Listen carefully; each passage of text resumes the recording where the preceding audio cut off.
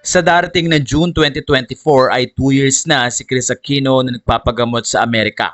Dahil na rin sa haba ng treatment at maraming mga gamutan na ginagawa para kay Chris, ay aminado ang Queen of All Media na nakukulangan na rin at marami silang nagagastos para sa kanyang pagpapagamot. Kaya naman sa isang post nang kumustahin siya ng isang kaibigan, sinabi nito na, "Love you madam, be well, we are all praying for you."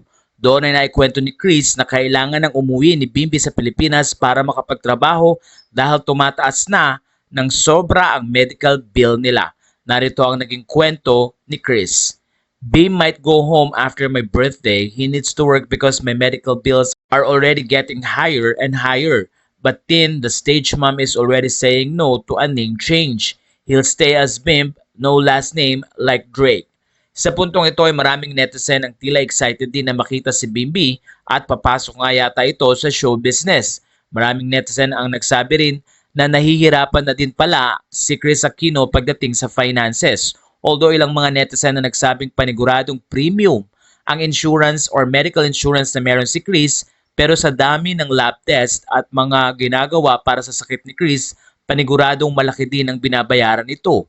Ilang taon na rin sa Amerika at nagbabayad din si Chris ng kanyang inuupahan, pati ang mga gastos sa kanyang mga kasama at ganun din sa pagpapagamot.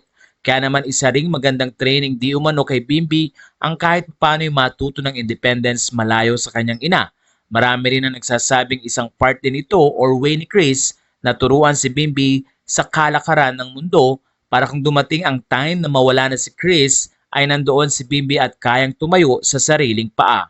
Sa puntong ito ay marami rin na nagsabi na patuloy nilang ipapanalangin si Chris dahil hindi nga madali ang gamutan at hindi mura ang nagagastos ni Chris lalo na sa kanyang mga medical expenses. Kaya naman ayon sa mga fans, patuloy silang magbibigay ng panalangin para kay Chris na kahit papaano mabawasan ang ginagastos nito or kahit papaano mabawasan ang kanyang sakit at patuloy nga na makamtan ang kagalingan ng katawan.